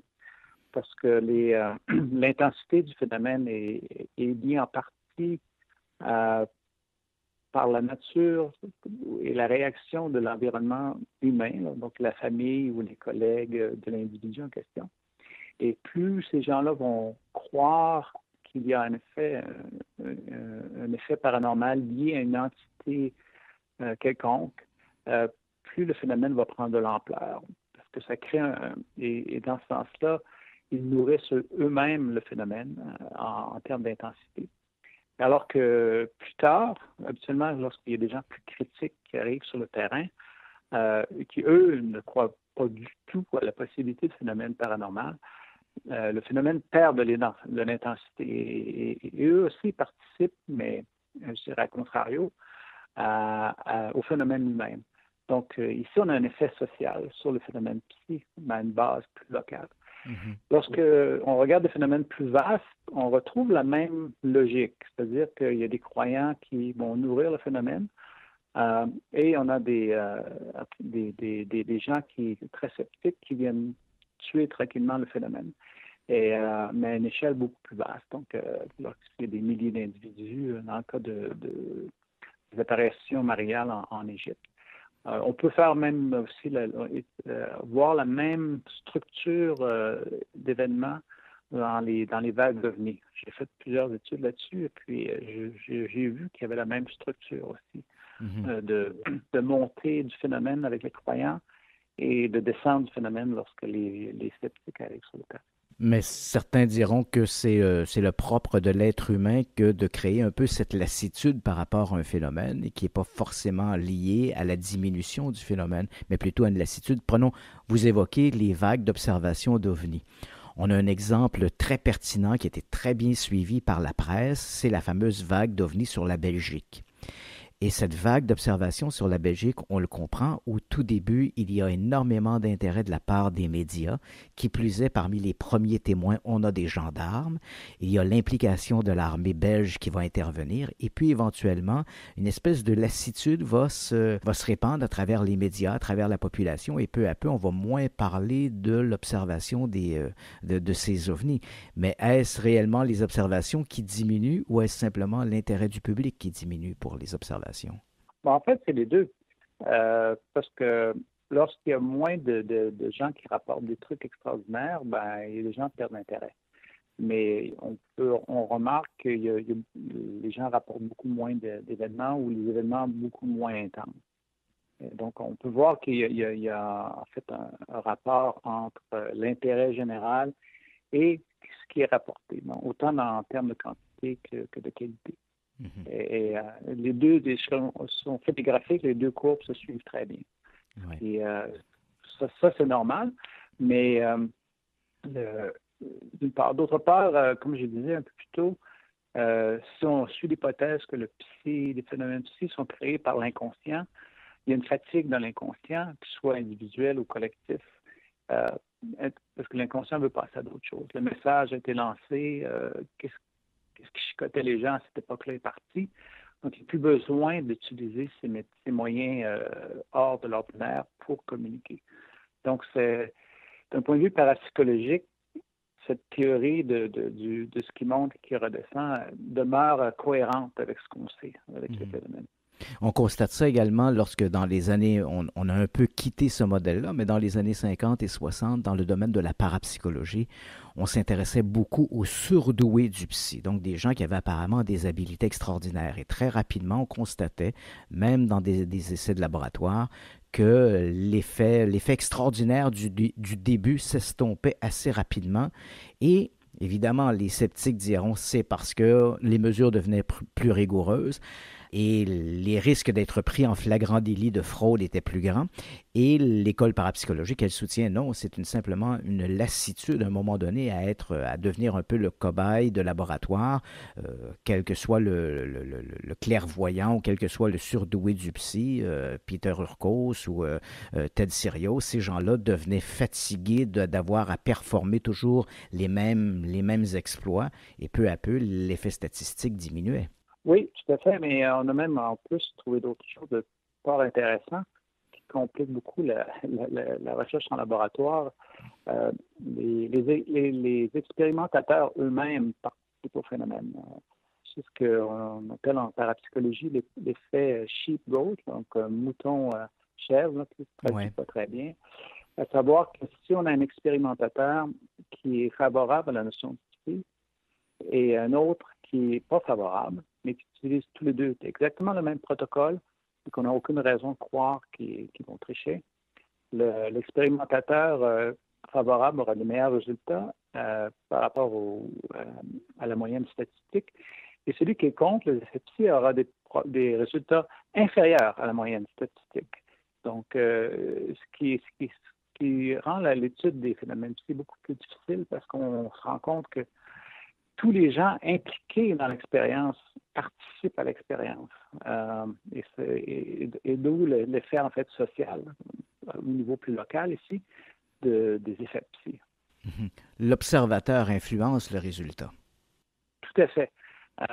Mais il y a eu des expériences qui ont été faites dernièrement très compliquées, faites à travers Internet, personne ici qui sait qui fait quoi, quand, et tenter de retrouver des résultats donc pour éviter que les forces psy s'entremêlent entre l'expérimentateur et les sujets. Et il y a des résultats intéressants. On aurait plus de résultats positifs en dehors de la moyenne dans des expériences comme ça. Mais c'est des expériences très complexes parce qu'il faut avoir de multiples gens qui connaissent seulement une partie du protocole. Et il n'y a personne qui est au courant de tout, donc il pourrait mêler avec les forces psy les cartes, si je peux dire. Ouais. Donc, l'argument des croyants de dire, par exemple, lorsqu'ils se retrouvent au milieu de sceptiques et que souvent les résultats perdent de leur valeur, ou les surdoués ou les gens qui tentent de performer une expérience psy lorsque les résultats sont négatifs ou finalement sont propres à la statistique. Lorsque ces gens-là disent, par exemple, c'est parce qu'il y a des sceptiques dans la salle, ce n'est pas forcément une explication ad hoc. Il y a une forme de réalité derrière ça. Tout à fait. Et il y a des études sérieuses qui soutiennent ce genre d'arguments, en partie à travers les expérimentateurs. Il y a des recherches plus anecdotiques, donc je dirais des études de cas, de magiciens, donc des gens de magiciens de scène, là, qui, dans certains d'entre eux, croient au phénomène psy parce qu'ils l'ont observé eux-mêmes à travers leur propre travail, non pas la magie qu'eux font, mais le rapport qu'ils ont avec la foule. Donc, ils voient des rapports télépathiques. Et ça a été documenté par de nombreux magiciens de scène. Et eux-mêmes disent que lorsqu'il y a des gens qui sont très sceptiques qui viennent dans la salle, l'effet télépathique disparaît ou est très affaibli. Donc, même au niveau anecdotique, on a aussi ce genre de données qui existent. Dans un monde idéal, quelle serait la meilleure approche bienveillante que la sociologie pourrait offrir aux gens qui vivent du paranormal? Ultimement, c'est offrir aux gens qui ont des questions, qui savent pas comment interpréter leur expérience, leur donner des interprétations supplémentaires. Donc, pour être capable de sortir des sentiers battus qui souvent mènent nulle part. Parce que un des éléments centraux de la parapsychologie, lorsqu'ils étudient les phénomènes psy, c'est qu'ils ont tendance à dire que les émotions humaines sont derrière, donc à travers l'inconscient. Et souvent, lorsqu'on a des expériences psy, c'est que notre inconscient veut nous dire quelque chose et trouve d'autres moyens pour le faire. C'était une des thèses du grand psychologue Carl Jung, qui s'est penché sur les phénomènes paranormaux. Lorsqu'il y a des synchronicités, donc des coïncidences significatives, pour lui, c'est notre inconscient qui a trouvé un moyen de nous réveiller sur un problème particulier de notre vie et d'envoyer le signal, mais à travers les phénomènes paranormaux. Le fameux inconscient collectif de Jung. Voilà. Et donc, au niveau social, si c'est des phénomènes paranormaux, probablement que aussi une société qui a à faire face à des défis et des enjeux qui ne sont pas discutés, pas assez discutés. Et l'inconscient ou le social, pas utiliser le même terme que Jung, utilise ces moyens-là pour nous donner le signal. Je vais vous donner un exemple assez simple, mais qui illustre bien la situation. J'ai étudié un cas de phénomène ovni à Hamilton, donc pas loin de Toronto, où j'habite. Et c'était un couple qui ont vu un soir un ovni immense au-dessus d'une vallée. À Hamilton, il y a une espèce de vallée dans le milieu. Et eux étaient sur donc les montagnes, ou la colline, je devrais dire. Et ont vu un ovni immense. C'était de plusieurs centaines de mètres. Et pourtant, en bas de la vallée, il y a des milliers de maisons. Il y aurait quelqu'un d'autre qui l'aurait vu. Personne n'a vu l'ovni en question. Pourtant, les deux membres du couple, donc on a deux individus, eux ont clairement vu l'objet. Donc, ça soulève la question, on a quelque chose qui est à la fois objectif et pas objectif, c'est-à-dire que deux personnes le voient, il y a un degré d'objectivité, mais le reste de la population ne le voit pas. Donc ça, c'est un cas. Et donc, il faut se poser la question, est-ce que dans le couple, dans cette petite société de deux individus, est-ce qu'il y avait quelque chose qui méritait d'être dit? Donc, il faut là donc, se pencher sur est-ce que l'inconscient de ces individus-là avait quelque chose à dire. Et après de nombreuses recherches, puis d'avoir établi un contact avec les témoins, ce qui a été découvert, c'est que, en fait, si on pense de façon symbolique, parce que l'inconscient fonctionne de façon symbolique, les ovnis sont souvent attachés avec la notion de conspiration, de trucs secrets de gouvernement. Donc, il y a quelque chose de caché. Et donc, quel beau symbole pour démontrer qu'il y a quelque chose de caché entre les deux membres du couple. Et quelques années plus tard, on découvre que le monsieur en question trompait sa femme. Mais n'osait pas le dire. Et elle, probablement que son inconscient était probablement au courant, mais n'était pas capable de façon consciente de traverser la frontière. Mon mariage est fini, oui, ça va mal. Là. Ouais. Et donc, l'inconscient a été capable de créer ce phénomène paranormal probablement à travers la télépathie, parce que les deux l'ont clairement vu, pour envoyer un signal. Et donc, écoutez tous les deux, là, vous avez un problème, faites quelque chose. Donc, l'inconscient de ces deux individus-là probablement pris de remords, de ne pas savoir quoi faire avec la situation, est-ce qu'il faut mettre fin au mariage, etc. etc. Donc, on passe du phénomène ovni à un phénomène de problème de couple, mais c'est là le pouvoir de l'inconscient, c'est de nous réveiller à travers le symbolisme pour nous appeler à résoudre un problème. Et donc, dans ce sens-là, dans un monde idéal, on pourrait aider les gens à avoir un regard peut-être plus proche d'eux-mêmes lorsqu'il y a un phénomène paranormal qui se produit. L'approche préconisée est un peu comme celle où le thérapeute va essayer d'analyser les rêves pour essayer de dire, bon, voilà ce que le rêve suggère et est-ce que le rêve peut être associé à des frictions, des constantes autour de toi qui pourraient te troubler et éventuellement amener cette période de cauchemar ou autre. Sauf que là, ici, c'est le phénomène paranormal qui devient un peu la façade qui dissimule en fait cette problématique. Tout à fait. On peut même, les phénomènes de poltergeist dont on a discuté il y a quelques minutes, c'est la même chose. C'est l'explication de la parapsychologie, à savoir qu'il y a un individu qui a des problèmes profonds et qui n'est pas capable de les exprimer et donc il demeure au niveau de l'inconscient. Et l'inconscient donc trouve ce moyen autre, donc utiliser la psychocinèse pour réveiller l'individu pour s'attaquer au problème. Et souvent, dans les poltergeists, il y a un phénomène qui est très symbolique. Un exemple classique qui vient des années 30, un fameux cas en Grande-Bretagne, où une dame était donc le centre d'effets poltergeist. Et à un moment donné, il y avait des fleurs violettes qui étaient tombées du ciel autour d'elle. Phénomène bien documenté. Et l'analyste en question avait finalement compris que, parce qu'en anglais, violet, donc les deux mots sont très proches, c'est ça qui l'a mis sur la piste. Et en effet, il a découvert que cette dame en question avait été violée lorsqu'elle était jeune.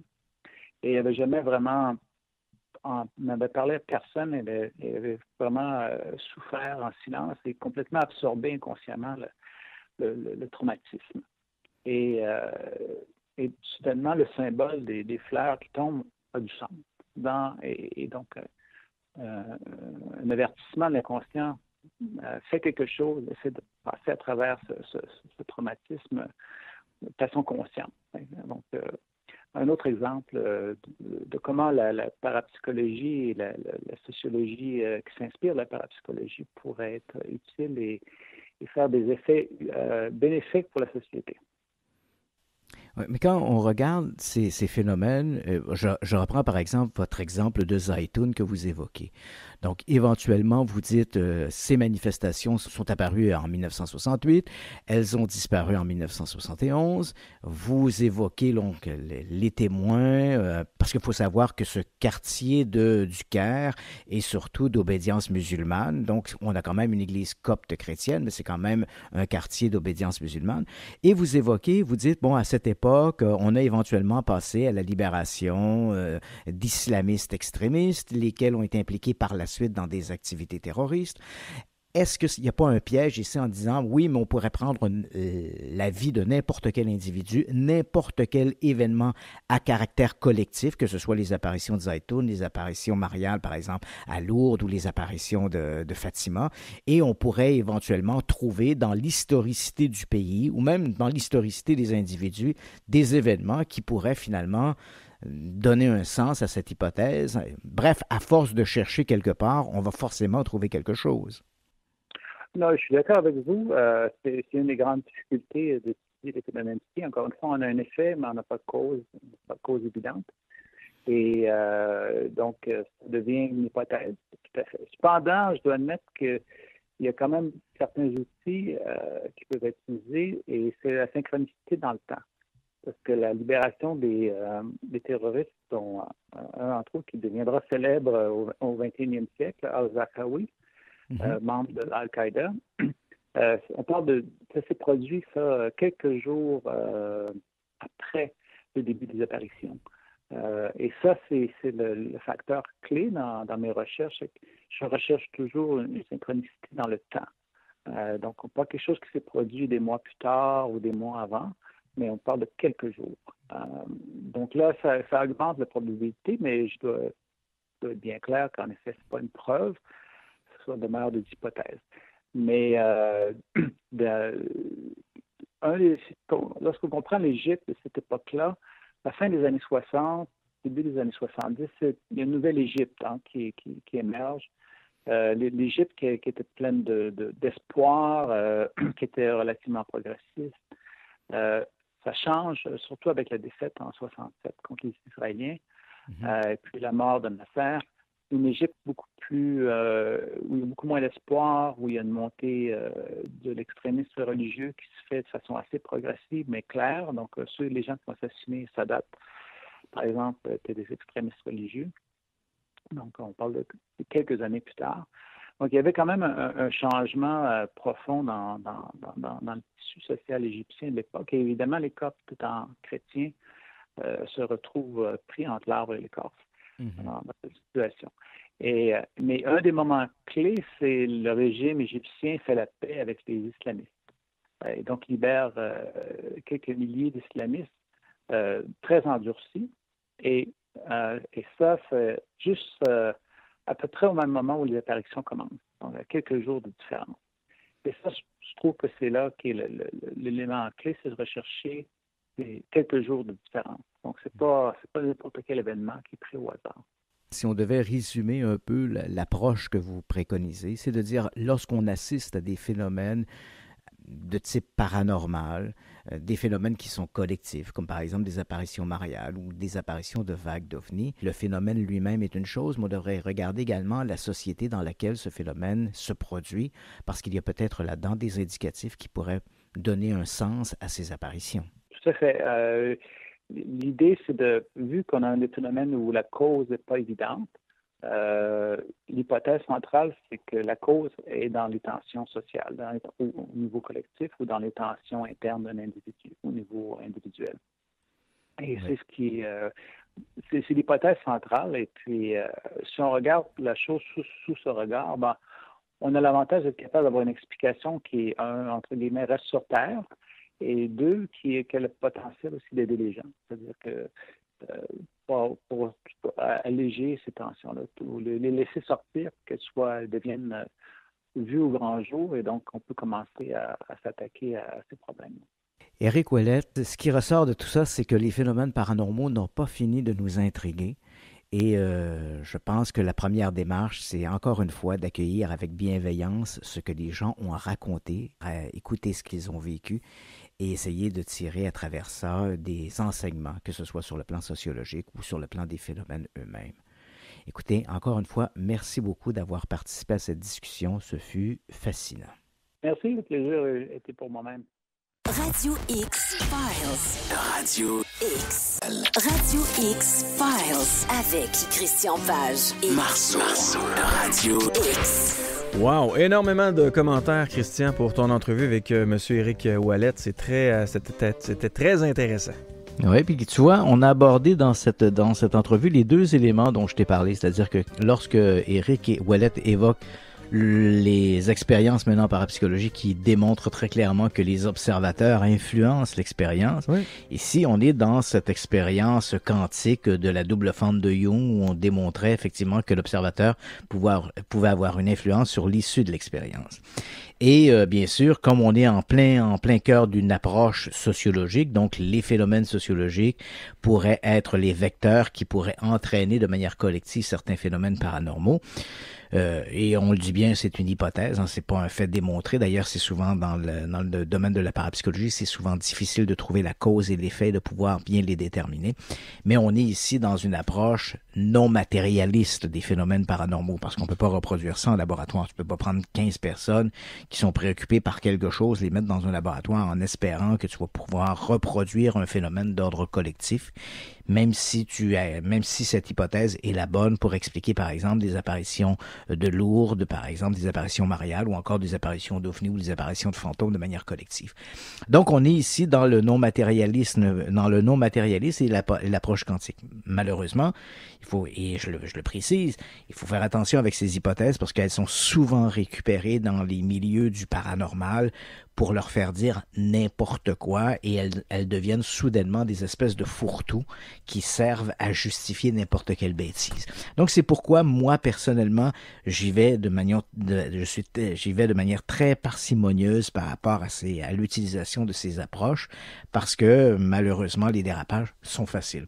Néanmoins, comme tu le dis si bien, cette nouvelle approche proposée par je dis nouvelle, mais en fait, c'est une hypothèse qui circule quand même depuis quelques années. Là, l'idée qu'il y a une relation entre les comportements collectifs et certaines apparitions ou certains phénomènes. Mais c'est toujours un peu rafraîchissant de voir qu'on est toujours à évoquer de nouvelles hypothèses pour essayer d'expliquer ce qui, pour l'instant, demeure inexplicable, mais qui n'est pas forcément inexplicable ad vitam aeternam. C'est-à-dire qu'à force de chercher, de plancher, et c'est ça, il faut encourager ces recherches, il faut encourager les hypothèses, même si éventuellement et on le sait, la science, c'est là pour être... La science, elle est un peu quelque chose qui va devenir périmé. Hein? Une hypothèse est bonne jusqu'à ce qu'une nouvelle hypothèse vienne la remplacer. Il faut constamment se remettre en question et douter. Voilà, se remettre en question. Donc là, on a des éléments, les courbes statistiques, l'hypothèse, pour le moment, tient la route. Demain matin, peut-être qu'une nouvelle hypothèse viendra rendre caduque celle-là pour la remplacer par quelque chose de plus étoffé, de mieux adapté à la situation. Mais c'est justement ce qui fait la beauté de la science et la beauté de la curiosité scientifique. Il nous restait peut-être 4 minutes environ, là, on étira un petit peu. Il nous restait dans l'actualité de la semaine, les possessions diaboliques. Ben écoute, c'est une déclaration qui a été faite récemment. Ça me fait toujours un peu rire parce que on parle beaucoup de possession diabolique depuis quelques années. On a l'impression, à tout le moins c'est ce qu'elle nous annonce l'Église. Encore il y a quelques jours, l'Église a annoncé qu'elle offrirait des cours maintenant de manière porte ouverte à tous ceux qui voudraient s'initier à la pratique de l'exorcisme et qui voudraient suivre la formation. Et là, on a une déclaration qui est faite par le journal britannique, le Daily Mail, qui ont fait une entrevue avec le docteur Richard Gallagher. Bon, disons-le tout de suite, Richard Gallagher est un croyant, un farouche croyant. Il est professeur de psychiatrie à New York et il a lui-même accompagné des prêtres dans le cadre de pratiques exorcistes. Et il va d'une montée contre le paranormal, contre l'occultisme et le mysticisme. Dans cette déclaration, il raconte par exemple qu'au cours des dernières années, il a assisté à de très nombreuses séances d'exorcisme. Il a accompagné donc des prêtres. Il joue un peu l'avocat psychiatrique, hein, parce que faut savoir qu'aujourd'hui, avec la refonte du rituel de l'exorcisme, jusqu'à Jean-Paul II, on utilisait un rituel d'exorcisme qui remontait de mémoire, je crois que c'était en 1618 ou quelque chose comme ça. Il n'avait pas été revu ni corrigé depuis. Et ce rituel donc disait si les gens présentent tel ou tel signe, ben voilà, ils sont possédés par le diable. Et sous la papauté de Jean-Paul II, le pape avait demandé à ce que l'on revoie ce rituel de l'exorcisme. Il avait besoin d'être mis à jour. Et là, on a introduit, on a gardé à peu près les mêmes paramètres, mais on a rajouté un élément particulier très important, c'est avoir l'opinion d'un spécialiste de la maladie mentale, un psychologue, psychiatre, par exemple, qui va pouvoir statuer sur l'état psychologique, psychiatrique du sujet avant de procéder à l'exorcisme. Donc, ce Richard Gallagher, qui lui-même est un farouche croyant dans la possession diabolique et l'aspect salvateur de l'exorcisme. Donc, on se demande dans quelle mesure il est réellement neutre dans ce chapitre-là. Mais quoi qu'il en soit, il dit qu'au cours des années, lui, ce qu'il a vu, c'est que les gens qui étaient le plus souvent possédés étaient des gens qui qui s'étaient adonnés par le passé à des pratiques occultes. Hein. Donc, ils avaient joué au Ouija, ils avaient incanté des esprits. C'était des gens qui étaient passionnés par l'occultisme, le mysticisme, l'ésotérisme. Donc, et là, ben, évidemment, il dit tout ça, c'est un peu paver la voie à la possession diabolique. Bon, on peut toujours... Personnellement, je me questionne toujours sur ce genre de raccourci parce que je pense que rien, en tout cas, toutes les études qui ont été menées en sociologie montrent que l'intérêt pour l'occultisme ou le paranormal n'entraîne pas forcément des comportements erratiques à long terme. Je pense que les gens qui croient être possédés du démon, je pense que quelque part, il y a peut-être une espèce de pathologie ou en fait des croyances qui les amènent à adopter ça. Mais je suis pas convaincu que c'est parce que les gens ont initialement joué au Ouija. S'il fallait que tous les gens qui ont joué au Ouija deviennent possédés par le démon ou que tous les gens qui écoutent de la musique heavy metal ou que les gens écoutent les films d'horreur deviennent des possédés du diable, je pense que l'Église aurait fort à faire au cours des prochaines années. Voilà. En 30 secondes, demain, tu es de passage à Québec. Tu donnes une conférence sur les tueurs de l'occulte. C'est au pavillon Charles de Coninck. Il reste encore quelques places, là, donc si vous voulez vous offrir un cadeau demain, allez faire un tour dans l'onglet conférences sur la page de christianpage.ca. La page de Christian Page. Oui. C'est si bien dit. Christian Page, qui est journaliste. Page journaliste. Voilà. Okay. Voilà. Je te souhaite de passer un beau week-end de 3 jours puis un bon passage à Québec, cher ami. Ben, toi aussi. Bye-bye. On se rejoint vendredi prochain. Oui, absolument. Ciao. Radio X Files. Radio X. X. X. X. X. X. X. X. X. X.